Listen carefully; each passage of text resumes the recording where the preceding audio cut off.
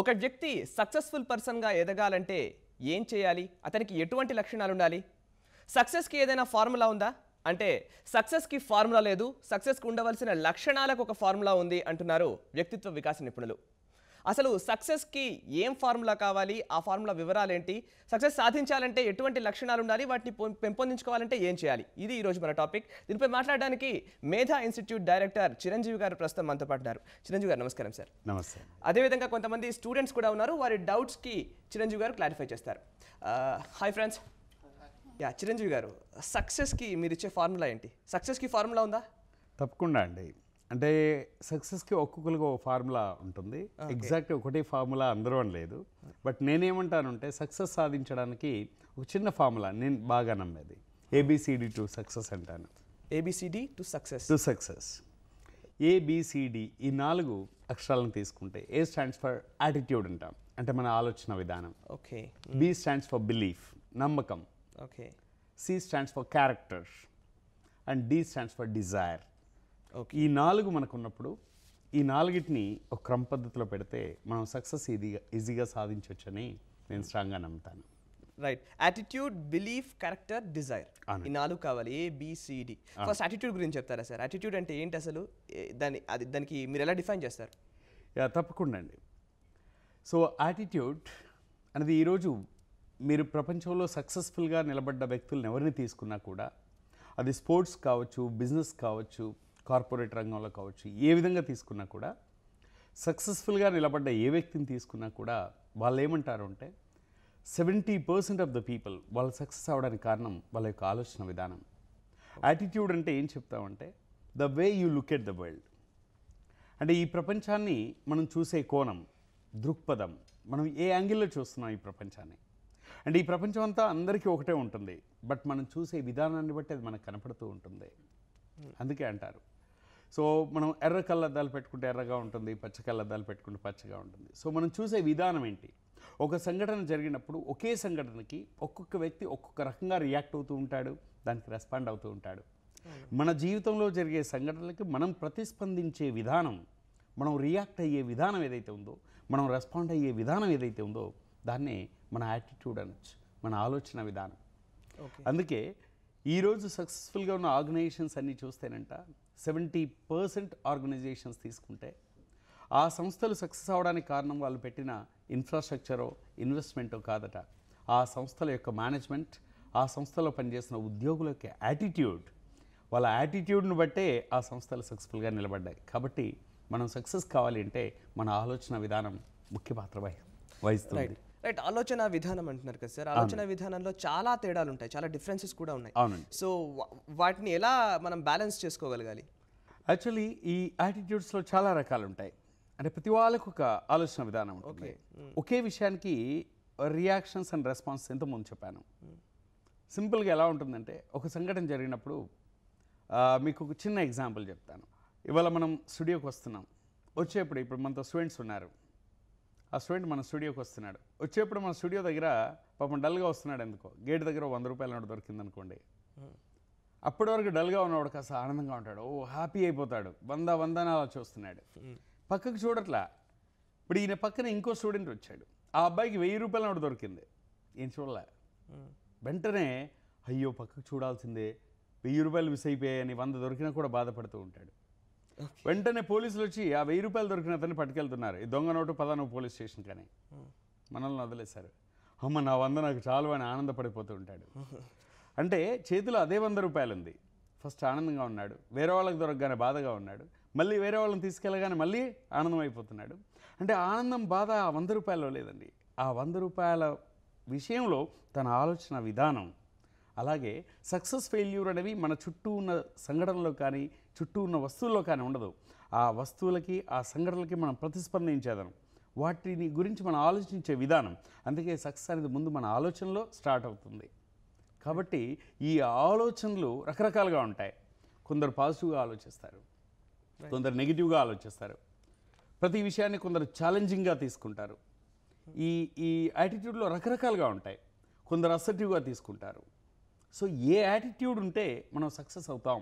Right sir, మీరు ఇంతకుముందు చెప్పిన కేసునే చూద్దాం. ఒక ఎగ్జాంపుల్ చెప్పారు కదా, అట్లాగే ఒక కాంపిటేటివ్ ఎగ్జామ్లో మనతో పాటు ఉన్న వ్యక్తికి మంచి మార్క్స్ వస్తున్నాయి అనుకుందాం. ఆ టైంలో మనం ఎలా చూసుకోవాలి? ఐ మీన్ నేను కష్టపడాలనుకోవాలా, లేకపోతే అతనికి వచ్చిందని బాధపడే వాళ్ళు ఉంటారు, సేమ్ టైం బాధపడి మళ్ళీ అందులో నుంచి నేను కష్టపడాలి అన్న ఉద్దేశం వచ్చిన వాళ్ళు కూడా ఉంటారు. సో అది నెగటివ్గా చూడాలా, పాజిటివ్గా చూడాలా? ఎప్పుడు కూడా ఒకటే గుర్తుపెట్టుకోవాలి, యాటిట్యూడ్ అనేది మన చుట్టూ జరిగే సంఘటనలు ప్రతిదాని నుండి సక్సెస్ అవ్వడానికి ఇన్స్పిరేషన్ పొందడానికి చూడాలి తప్పితే ఓకే ఎప్పుడు కూడా ఆనందంగా ఉన్నవాడిని చూస్తే మనకు ఆనందం రావాలి, అది చిన్నప్పటి నుండి అలవాటు చేసుకోవాలి. సక్సెస్ అయిన వాడిని చూస్తే నేను అలా అవ్వాలనే కోరిక రావాలి, కానీ అవ్వలేదే అనే బాధ రాకూడదు. ఓకే, అంటే మన చుట్టూ ఉన్న పాజిటివ్ ఇష్యూస్ ఏవైతే ఉంటాయో వాటి నుండి ఇన్స్పిరేషన్ తెచ్చుకోవాలి, వాటి నుండి మోటివేషన్ తెచ్చుకోవాలి. ఆ మోటివేషన్ తెచ్చుకోవడం అనేది ఎక్కడ అలవాటు అవుతుంది అంటే ఈ యాటిట్యూడ్ అనేది చిన్నప్పుడు మనం పెరిగిన పరిస్థితులు, ఎన్విరాన్మెంట్. రైట్. ఈవెన్ మనం కొంత స్టేజ్కి వచ్చిన తర్వాత కూడా అనుభవాల వల్ల కూడా మన యాటిట్యూడ్ని కంట్రోల్ చేసుకోవచ్చు అంటారా? Wonderful, really man learns. అంటే మనం ఎలా అంటే మ్యాక్సిమం థింగ్స్ ఎక్స్పీరియన్సెస్ నుండి నేర్చుకుంటాం.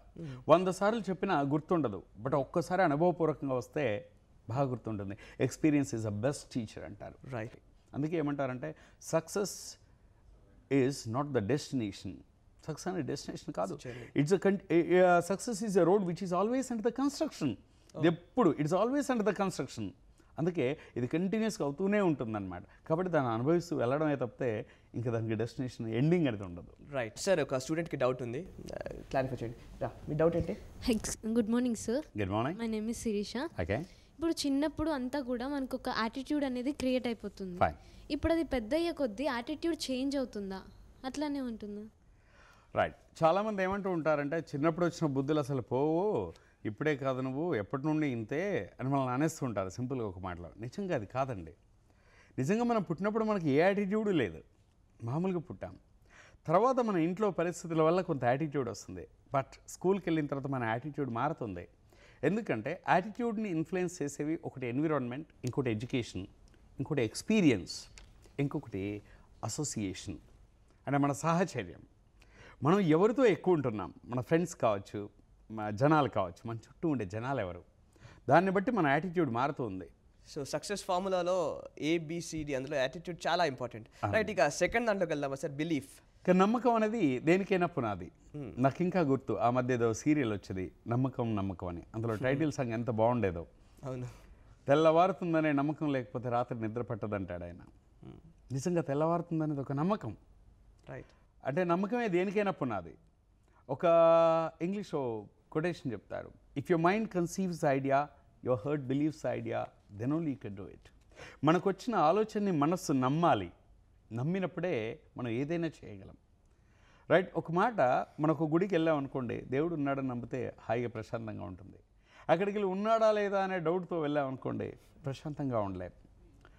మనకి ఎప్పుడు కూడా నమ్మకం అనేది ఫస్ట్ ఫేజ్. అది ఈ నమ్మకం ఎవరిని నమ్మాలి, ఎవరిని నమ్మకూడదు అనేదే క్వశ్చన్. మనల్ని మనం ఎంతవరకు నమ్మాలి, ఎంతవరకు నమ్మకూడదు అనేదే క్వశ్చన్. బట్ నమ్మకం అనేది ప్రతిదానికి పునాది.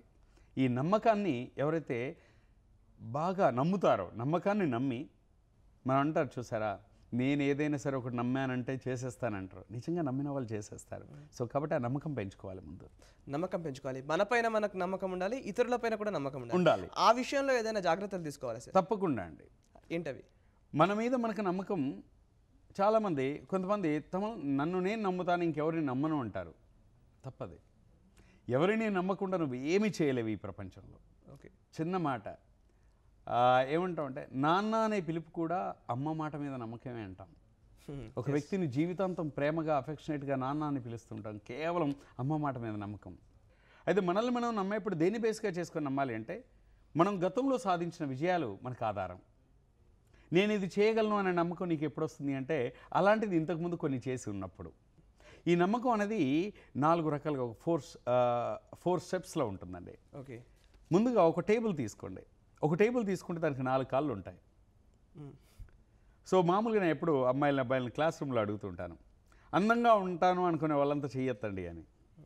చాలామంది ఎత్తారు. ఎందుకంటే వాళ్ళకు నమ్మకం, నేను ఉన్నానా లేదా అనే డౌట్ వస్తుంది. కొంతమంది ఎత్తుతారు. వీళ్ళందరినీ చూస్తే తెలియదు ఏంటంటే, ముందుగా అసలు నేను అందంగా ఉంటానని నమ్మకం నాకే లేకపోతే ఎదుటి వాళ్ళకి ఎలా కలిగించగలం? అది ఉండాలి. అది ఎలా వస్తుందంటే, ఒక వ్యక్తికి తన మీద తనకు నమ్మకం ఎప్పుడు వస్తుంది అంటే, ఇప్పుడు ఐఎమ్ స్మార్ట్ అనే ఫీలింగ్ తనకి ఎస్టాబ్లిష్ అవ్వాలనుకోండి. ఎప్పుడు ఎస్టాబ్లిష్ అవుతుందంటే 15 సంవత్సరాలు అయిపోయిన తర్వాత రోజు అద్దంలో చూసుకుంటాడు, తన మీద తన కాన్సన్ట్రేషన్ చేస్తాడు. చూసుకొని ప్రతిరోజు morning, afternoon, evening I'm smart అనుకుంటూ ఉంటాడు. అప్పుడు ఒక టేబుల్ అనే దానికి ఒక లెగ్ ఫామ్ అవుతుందండి, కొంచెం ఫీలింగ్ స్టార్ట్ అవుతుంది. కొంచెం స్మార్ట్గా తయారై బయటికి వెళ్ళగానే జనాలు చెప్తారు, నీకేంటి స్మార్ట్గా ఉంటావు, చాలా అందంగా ఉంటావు అంటారు. అనగానే ఆ ఫీలింగ్ కాస్త స్ట్రెంగ్తెన్ అవుతుంది. అప్పుడు తనని తాను ప్రీవియస్గా కంపేర్ చేసుకుంటాడు.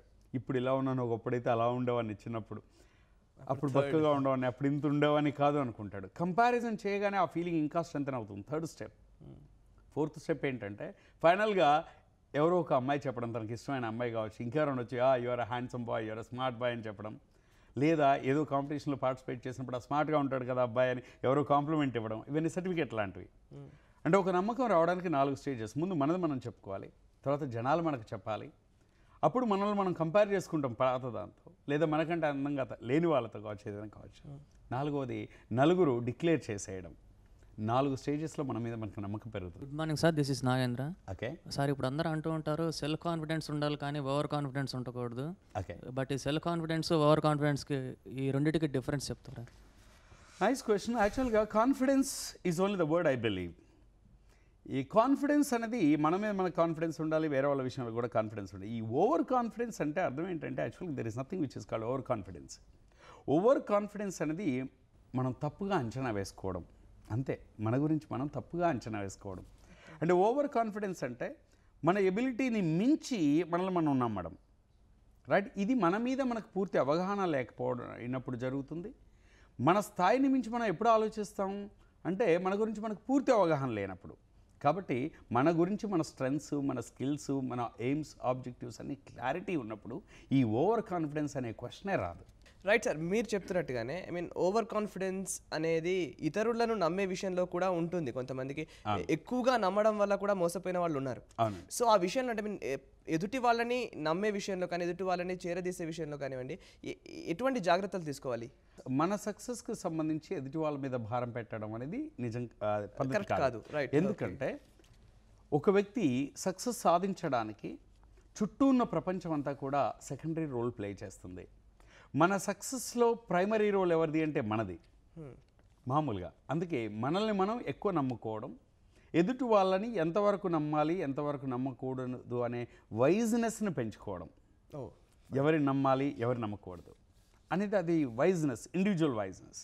రైట్ సార్, ABCD ఫార్ములాలో నెక్స్ట్ స్టెప్లోకి వెళ్దామా? క్యారెక్టర్. అసలు ఈ క్యారెక్టర్ అనే పదంలోనే చాలా మందికి చాలా ఒక డైలమా కూడా ఉంటుంది సార్. వాట్ ఈస్ క్యారెక్టర్ అనేది చాలా మందికి తెలియదు, కొంచెం క్లారిఫై చేస్తారా?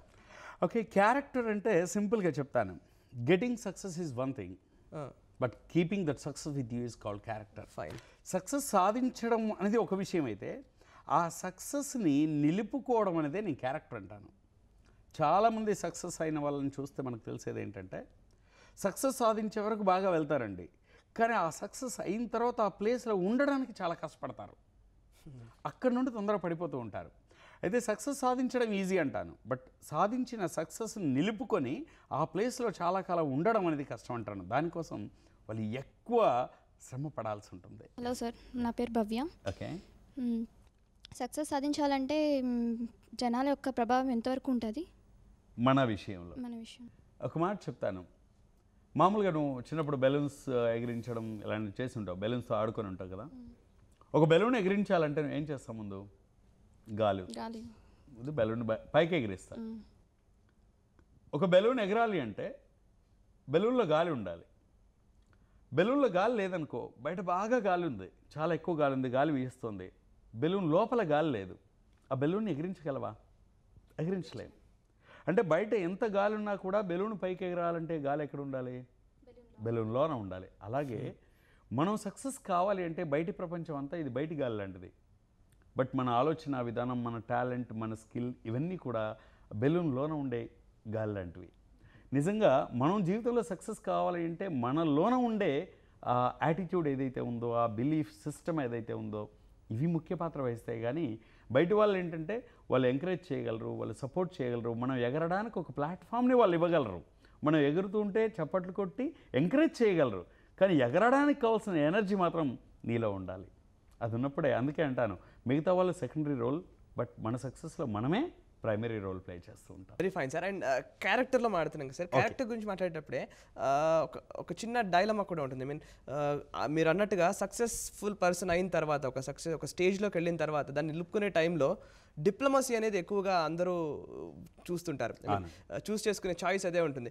ఎక్కువగా ఏదైనా అగ్రెసివ్గా వెళ్లకుండా డిప్లొమసీని ఎక్కువగా ఫాలో అవుతూ ఉంటారు. అది కరెక్టే అంటారా? అంటే ఇది ఒక స్ట్రాటజీ అంటే ఈ వాళ్ళకు వచ్చే క్రైసిస్ మేనేజ్మెంట్ టైంలో కావచ్చు, క్రిటిసిజం టైంలో కావచ్చు, ఒక్కొక్కరికి ఒక్కొక్క స్ట్రాటజీ ఉంటుంది. ఓకే, స్టార్టింగ్ స్టేజ్లో ఉన్నంత ఎమోషనల్గా అగ్రెసివ్గా ఆ స్థాయికి వెళ్ళిన తర్వాత రియాక్ట్ అవ్వకూడదు, రియాక్ట్ అవ్వలేం కూడా. అదొకటి. అండ్ ఇంకోటి సార్, ఇప్పుడు సక్సెస్ డెస్టినేషన్కి మనం ఫార్ములా చెప్తాను, ABCD: attitude, belief, character, desire కదా. సో క్యారెక్టర్ అనేది సక్సెస్ పాత్లో ఎప్పుడు మనకు ఉండాల్సిన అవసరం ఉంటుంది. ఒక స్టేజ్కి వెళ్ళిన తర్వాత మాత్రమే కాదు, ఎప్పుడు ఉండాలి. Character is nothing but holding yourself, your principles. అంటే ఇక్కడ సెల్ఫ్ సిన్సియారిటీ ఎలా ఉంటుందంటే, అందరూ ఉన్నప్పుడు నువ్వు సిన్సియర్గా ఉండడం కాదు, ఎవరు లేనప్పుడుగా సిన్సియర్గా ఉండడమే నీ క్యారెక్టర్. ఎవరో చప్పట్లు కొట్టినప్పుడే పైకి ఎగరడానికి చూడడం కాకుండా, ఎవరూ చూడనప్పుడు కూడా భుజం తట్టుకొని పైకి ఎగరడానికి ప్రయత్నించడమే character. Hold your character first. అంటే సెల్ఫ్ని ఎప్పుడు కోల్పోకూడదు. అంటే చుట్టూ ఉన్న ప్రపంచం చూస్తుంది కదా అని ఒకలాగా కాకుండా, ఆ ప్రపంచంతో సంబంధం లేకుండా నిన్ను నువ్వు ప్రోత్సహించుకుంటూ, నీ క్యారెక్టర్ నువ్వు నిలుపుకుంటూ, నిన్ను నువ్వు పైకి ఎత్తుకోవడమే క్యారెక్టర్ని హోల్డ్ చేయడం అంటారు. Right sir, right. అయితే చివరి స్టెప్లోకి వెళ్దాం సార్. Desire. What is desire? Desire is a fire. ఒక మాటలో చెప్పాలంటే ఇట్స్ అ ఫైర్. కోరిక. సక్సెస్ సాధించాలంటే ముందు సక్సెస్ కాదండి, అసలు ఏం చేయాలన్నా కోరిక ఉండాలి. ప్రాబ్లం ఏంటంటే ఈ కోరికలు ఒక్కొక్కరికి ఒక్కో స్థాయిలో ఉంటాయి. Only dead bodies will not have the desires అంటారు. అందరికీ కోరికలు ఉంటాయి, బట్ ఆ కోరికలు ఏ స్థాయిలో ఉన్నాయన్నదే మన సక్సెస్ని డిసైడ్ చేస్తుంది.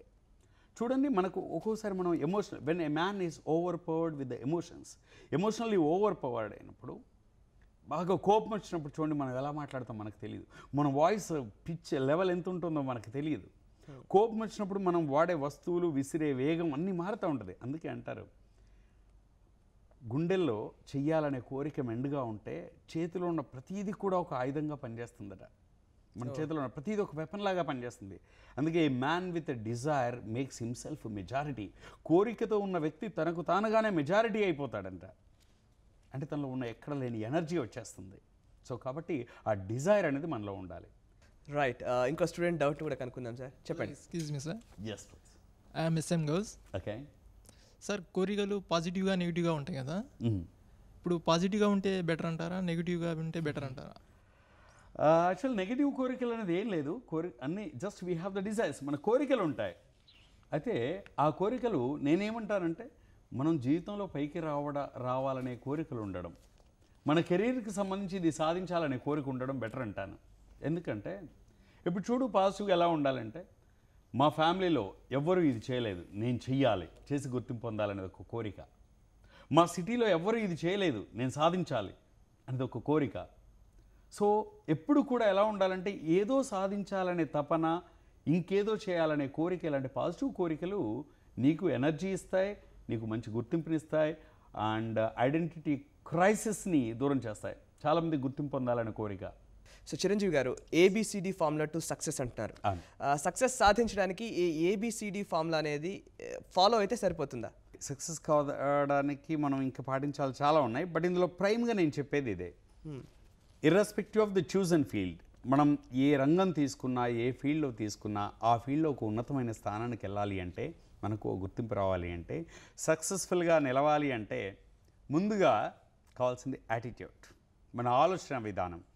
రెండవది నమ్మకం, మన మీద మనకి నమ్మకం, ఎదుటి వాళ్ళని ఎంతవరకు నమ్మాలి, ఎంతవరకు నమ్మకూడదు అనే తెలివితేటలు.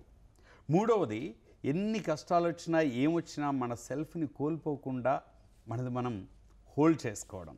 నాలుగవది డిజైర్, అంటే ఎవరూ చేయలేంది లేదా ఎవరు సాధించలేంది నేనేదో సాధించాలి, లేదా నేను అనుకున్నది సాధించాలనే కోరిక మెండుగా ఉండడం. ఈ ప్రపంచం రెండు రకాలు, చరిత్ర చదివేవాళ్ళు, చరిత్ర సృష్టించేవాళ్ళు. నేను చరిత్ర చదివేవాడిని కాదు, చరిత్ర సృష్టించేవాడిని.